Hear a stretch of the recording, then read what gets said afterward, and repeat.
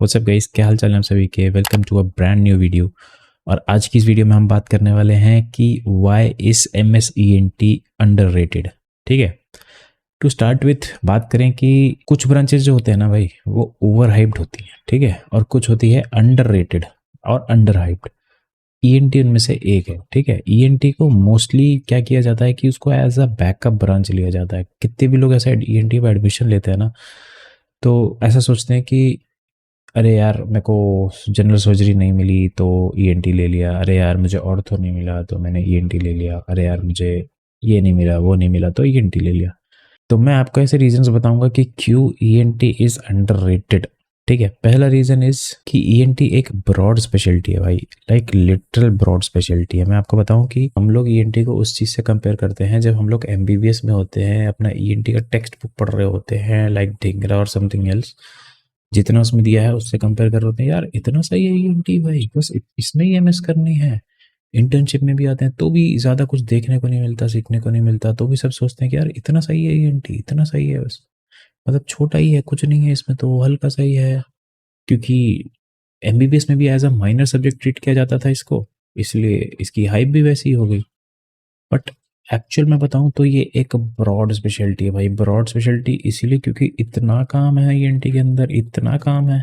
मैं आज की डेट तक ये लिख के दे रहा हूँ कि ENT में खुद की इतनी ब्रांचेज है ना, मतलब MCH की बात नहीं कर रहा मैं, खुद ही इतना सीखने को चीज़ें हैं कि एक इंसान सारी चीज़ें, अभी तक कोई हुआ नहीं जो सब जिसने सब कुछ सीख लिया हो, सब कुछ मास्टर कर लिया हो। तो इतनी चीज़ें हैं, इसीलिए कहा जाता है कि लर्निंग कर्व लॉन्ग है, क्योंकि खुद में ही इतनी ब्रॉड स्पेशलिटी है ये। ठीक है, हमको क्या लगता है MBBS और इंटर्नशिप के बाद कि भाई क्या ही है ENT में, ईयर नोज टॉन्सिल्स, ये डेविएटेड नेजल सेप्टम, इससे ही रिलेशन करना है बस। बट एक्चुअल में बहुत वाइड स्पेक्ट्रम है। हियरिंग से लेके बैलेंसिंग से लेके ब्रीदिंग, एयरवे, वॉइस बॉक्स से रिलेटेड डिसऑर्डर्स, फेशियल नर्व का एग्जामिनेशन फंक्शन, और फेशियल पैरालिसिस का कोई पेशेंट आता है तो पहले ENT पे आता है। हेड एंड नेक कैंसर्स भी कुछ हद तक ENT में आते हैं। कैंसर तो छोड़ो, हेड एंड नेक के आप कुछ भी लीजन कर लो, कुछ भी चीज़ ले लो, अगर आप वो चीज़ ऑपरेट कर रहे हो, for example branchial cyst, lipoma etcetera etcetera, epidermal cyst वगैरह, कुछ भी आप ऑपरेट कर रहे हो, तो ऐसा कोई भी माइका लाल नहीं है जो आपको आकर रोक दे कि नहीं भैया तुम नहीं कर सकते। क्योंकि एक्चुअल में वो हमारी स्पेशलिटी में है भाई। आप हेड एंड नेक की हर चीज ऑपरेट कर सकते हो अगर आपने सीखी हुई है तो, न्यूरो सर्जरी छोड़ के। न्यूरो सर्जरी थोड़ा ज्यादा हो जाएगा, बस इसलिए इंक्लूड नहीं कर रहा मैं उसको इस चीज में। ठीक है, सेकंड चीज भाई, इतना बढ़िया वर्क लाइफ बैलेंस है, इतना बढ़िया वर्क लाइफ बैलेंस है कि मैं क्या बताऊं आपको। आप अपनी हर चीज, मतलब अगर आपने ऐसा सोचा हो कि आपको मतलब देखो, मोटी मोटी मैं बात कर लूँ, आज की डेट में किसी किसी को भी इंसान को ले लो, अगर पैसा कमाना है ना, तो मेडिकल फील्ड पैसे के लिए नहीं बनी है। पैसे की तो बात ही मत करो। अगर आपको पैसा कमाना है तो वो सोशल मीडिया पे पैसा है, बिजनेस में पैसा है। ठीक है, वो आपको पता चल गया होगा अभी तक, आज की डेट में क्या हो रहा है क्या नहीं हो रहा सब आपको पता है। कि अगर आपकी स्पेशलिटी आपको टाइम दे रही है कि आप अदर फील्ड्स में जाओ, बिजनेस कर लो, कुछ भी स्टार्टअप कर लो, सोशल मीडिया पे एक्टिव हो जाओ, तो इसमें क्या बुराई है। This is the need of hour. आप सिर्फ एक सोर्स से पैसे नहीं कमा सकते। इतनी चिल ब्रांच है भाई, मैं बता रहा हूँ कि आप पहली बात तो खाली नहीं बैठोगे, और अगर आपको इन्वेस्ट भी होना हो पूरा, कि जैसे नहीं भाई मुझे काम ही करना है, मैं वर्कaholic हूँ, तो आप चाहो तो दिन भर काम कर सकते हो और आप खाली नहीं बैठोगे। मैं बता रहा हूँ, इतना वर्कलोड है, इतना पेशेंट लोड है कि आप अगर वर्कaholic हो गए तो आप खाली नहीं बैठोगे। बहुत पेशेंट्स है भाई, बहुत। ठीक है, और रही बात इमरजेंसीज की, तो इमरजेंसीज के मामले में सबसे माइल्डेस्ट इमरजेंसीज ENT में आती हैं। हालांकि वो लाइफ थ्रेटनिंग भी होती हैं, ऐसा मैं नहीं कह रहा हूँ, बट नंबर ऑफ इमरजेंसीज बहुत कम है। क्या करोगे, शाम का राउंड लिया, सुबह ओपीडी करी, सुबह ओपीडी करी, शाम का राउंड लिया, तो उसके बाद जाके आप घर बैठ जाओगे। बीच में एक आध पेशेंट आ गए, दो पेशेंट आ गए कि हाँ कोई फॉरेन बॉडी का बच्चा आ गया जिसमें फॉरेन बॉडी कॉइन रिमूवल करना है, ईसोफेगोस्कोपी करनी है, या ईयर में है या नोज में है, तो उस पेशेंट को आपको इमरजेंसी लेना पड़ता है, क्योंकि बच्चों में आप नहीं कर सकते ट्राई। ठीक है, सेकंड मोस्ट कॉमन जो इमरजेंसीज आती हैं फॉरेन बॉडी के अलावा, वो होती हैं एब्सेसेस। एब्सेस में सबसे क्रिटिकल एब्सेस जो होता है वो होता है लुडविक्स एब्सेस, जो कि लाइफ थ्रेटनिंग होता है, बस उसको एक अपने को अर्जेंटली डील करना पड़ता है, बाकी सब चलेगा ऊपर नीचे। जैसा कि मैंने बताया कि इमरजेंसी हैंडलिंग बहुत कम होती है, तो सिमिलरली तीसरी चीज़ में ये आती है कि लाइफ थ्रेटनिंग चीज़ें हम बहुत कम करते हैं। मतलब आप कुछ भी ENT का ऑपरेट कर लो, सबसे कम लाइफ थ्रेटनिंग चीज़ें ईएनटी में ही है, सबसे कम जान को रिस्क ईएनटी में ही है। जिस तरह से डॉक्टर्स पे असॉल्ट बढ़ते जा रहे हैं, तो अगर आप ज़्यादा रिस्की चीज़ें कर रहे हो ऑपरेट और उसकी मॉर्टेलिटी अगर बढ़ रही है, तो वो इंडिया में तो नहीं है अच्छा। इमरजेंसीज में सबसे सीवियर इमरजेंसीज होती हैं जो एयरवे से रिलेटेड होती हैं। मतलब मैं बताऊं, टोटल ऑपरेशंस में से थ्रोट और ट्रेकियोस्टोमी अगर मेंशन कर दो, तो वही ऐसे सिर्फ ऑपरेशंस हैं जिसमें थोड़ा बहुत भी मॉर्टेलिटी का चांस होता है। क्योंकि ट्रेकियोस्टोमी ऑलरेडी एक बैड पेशेंट में होती है, तो उसमें ऑलरेडी प्रोग्नोसिस खराब होती है, तो उसमें आप नहीं बचा सकते पेशेंट को, या बता सकते कि आप बेटर होगे कि नहीं होगे। और दूसरी चीज़, थ्रोट में टॉन्सिल्स और एडिनोइड्स एक ऐसी चीज़ है जो कि अगर प्रॉपरली ऑपरेट नहीं किए गए हों, तो पोस्ट ऑप वो ब्लीड करके डेथ कर सकते हैं। बट ये अब नहीं होता, ये बहुत पहले हुआ करता था जब एडवांसमेंट्स नहीं आई थी। अभी केयरफुल डिसेक्शन से और अच्छे से ऑपरेट करने से ये सब भी कॉम्प्लिकेशंस बहुत कम हो चुके हैं। मैं मतलब नील के बराबर हूँ। मैंने नहीं सुना रिसेंटली कोई भी अगर टॉन्सिल या एडिनोइड ऑपरेट करके डेथ हुई हो किसी की, नहीं होता ऐसा। तो आप समझ ही सकते हो कितनी कम इमरजेंसीज है लाइफ थ्रेटनिंग।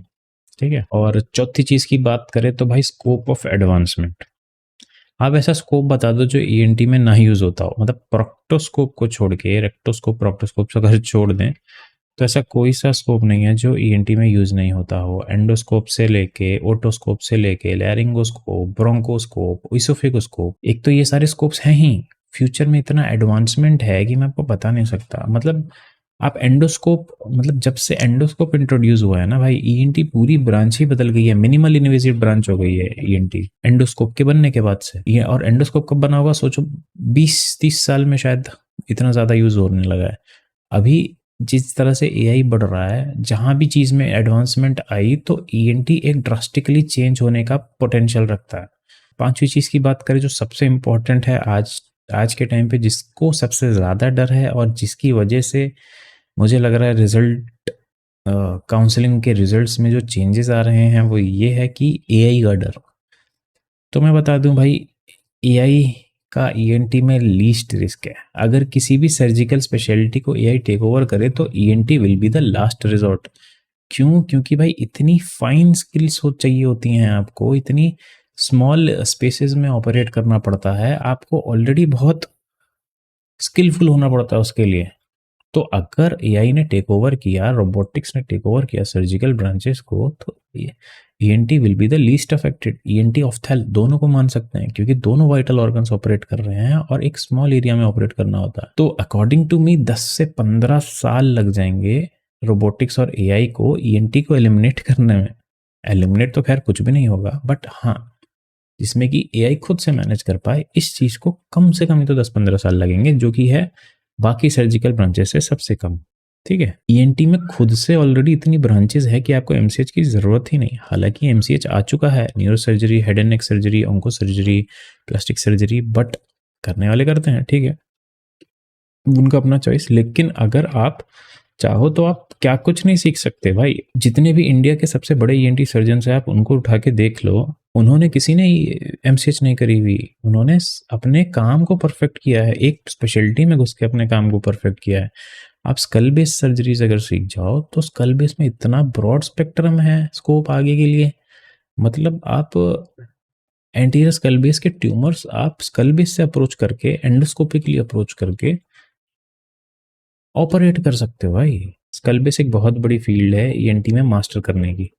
ठीक है। और फॉर एग्जांपल हम एलर्जी में घुसे, तो भाई साहब जिस हिसाब से एलर्जी के रेट्स बढ़ते जा रहे हैं, इंसिडेंस बढ़ता जा रहा है आज के टाइम में, अगर आपने एलर्जी में भी स्पेशलाइजेशन कर ली, या सिर्फ काम सीख लिया, एलर्जी का मोटा मोटा आइडिया हो गया आपको कि अब कैसे ट्रीट करना है, इम्यूनोथेरेपी वगैरह, तो बूम, आप बहुत एक्सपोनेंशियली ग्रो कर सकते हो। मैं ऐसे बंदों को जानता हूँ जो सिर्फ एलर्जी के बेस पे अपनी ओपीडी चलाते हैं, और इतना अच्छा चलता है उनका काम, इतना अच्छा चलता है कि मैं क्या बताऊं, कि इतना शायद कोई ऑपरेट करके भी ना चला पाए। ऐसे कुछ बंदों को जानता हूं मैं। और सातवीं चीज की बात करें, तो अगर मान लो आपको सर्जिकल ब्रांच पसंद नहीं है, तो भी ईएनटी लेके लोग सिर्फ ओपीडी चला लेते हैं भाई, और वो अपने में सेल्फ सफिशिएंट होता है। ओपीडी प्रैक्टिस इतनी चलती है ईएनटी की कि आपका मन अगर नहीं कर रहा ऑपरेट करने का, सिर्फ ओपीडी देखनी है, तो आप सारी चीज़ें देख सकते हो। ईएनटी में ऑलरेडी इतना पेशेंट लोड है, ईयर डिस्चार्ज के पेशेंट्स है, अपर रेस्पिरेटरी ट्रैक्ट के इन्फेक्शंस के पेशेंट्स हैं, बहुत सी चीजें हैं। मतलब सिर्फ ओपीडी करके भी बहुत पेशेंट लोड है। तो कोई भी अगर सर्जरी नहीं चूज करना चाहता, सर्जिकल ऑप्शन आगे चूज नहीं करना चाहता, तो वो भी ईएनटी के बारे में सोच सकता है। अब बात करते हैं कि ईएनटी की हाइप हुई कैसे कम। देखो, हम लोग क्या है, ट्रेंड क्या है, कोचिंग इंस्टीट्यूट से पढ़ के आते हैं सब लोग, और कोचिंग इंस्टीट्यूट हमको जैसा बताते हैं वैसा किया जाता है। और कोचिंग इंस्टीट्यूट अगर आपको कोई मोटिवेट कर रहा है तो ऐसा नहीं करेगा ना कि अरे पढ़ लो क्योंकि ईएनटी लेनी है। वो क्या बोलते हैं, पढ़ लो, रेडियो लेना है, डर्मा लेना है, मेडिसिन लेनी है, सर्जरी लेनी है, ये सब बातें होती हैं। मतलब कोई बात ही नहीं करता ईएनटी की। तो मतलब आप लोग की भी गलती नहीं है, हम लोग की भी गलती नहीं है, इतना एक्सपोजर ही नहीं दिया जाता किसी को कि भाई ईएनटी को हाइप किया जाए। इस वजह से क्या है, परसेप्शन ही ऐसा हो गया है कि नहीं यार, ईएनटी उनसे नीचे है, जबकि मैं बताऊं ऐसा कुछ भी नहीं है। अब बात करते हैं तो अर्निंग पोटेंशियल की, तो मैं बता दूं भाई, अर्निंग पोटेंशियल बहुत है ईएनटी में। अगर आपने एक भी चीज पकड़ के अपने आप को परफेक्ट कर लिया ना, एक भी सब स्पेशलाइजेशन को पकड़ के परफेक्ट कर लिया, तो आप ग्रो कर जाओगे बहुत आराम से। 4 से 5 लाख, 10 लाख महीना आराम से कमा सकते हो आप। लेकिन हाँ, मैं ये नहीं कह रहा हूँ इमीडिएटली कमाओगे। जैसा जैसा आपका स्किल्स डेवलप करता जाएगा, जैसे जैसे आपकी प्रैक्टिस बढ़ती जाएगी, आप उस तक पहुंच सकते हो बहुत आराम से। ठीक है। और 10वीं चीज एंड द लास्ट चीज बात करें ब्रांड सेटिस्फेक्शन की, तो मैं बात बताऊं, ब्रांड सेटिस्फेक्शन बहुत है भाई ईएनटी में। अगर आप सोचो 10-15 साल से कोई एक डिफिकल्टी ब्रीदिंग वाला मेल आपके पास आ रहा है कि हाँ यार मेरे को सांस लेने में दिक्कत थी, सांस लेने, आपने फर्स्ट इंस्टेंस में देखा कि हाँ भाई उसका सेप्टम डेविएटेड है, या फॉर एग्जांपल उसको एडिनॉइड्स है, या उसके साइनसेस ब्लॉक्ड हैं, तो आप उसको इमीडिएट ट्रीट कर सकते हो। ऑपरेट करके उस बंदे को इंस्टेंट रिलीफ मिल जाएगा। इंस्टेंट ऐसा रिलीफ मिलेगा, सोचो वो सोच रहा होगा कि यार 10 साल से मुझे सांस नहीं आ रही थी, ऑपरेट करके he can breathe freely, he can breathe freely. मतलब पेशेंट सेटिस्फेक्शन यहीं पे है। और अगर आप कॉकलियर इम्प्लांट सीख लेते हो, तो मान लो जो बच्चा बर्थ से सुन नहीं पा रहा और आपने उसको सुनने की पोटेंशियल दे दी, तो सोचो ये कितना सेटिस्फैक्शन वाला काम है। ठीक है। और फॉर एग्जांपल और सेटिस्फेक्शन की बात करें तो मान लो कोई वॉइस चेंज का पेशेंट आ रहा है, कोई टीचर है, क्रॉनिक वॉइस एब्यूज की, उसको वोकल कॉर्ड पॉलिप्स हैं, हेमरेजिक पॉलिप है, कुछ भी है, आपने ऑपरेट किया, नेक्स्ट डे पेशेंट की वॉइस ठीक, नेक्स्ट डे पेशेंट की वॉइस ठीक, पेशेंट खुश, आप खुश। मतलब बहुत स्कोप है भाई, समझ रहे हो बात। At the last I would just like to say sometimes the best branches are not the loudest one. Video अच्छी लगी तो लाइक कर देना भाई, सब्सक्राइब कर देना, शेयर कर लेना, और ईएनटी को हल्के में मत लेना।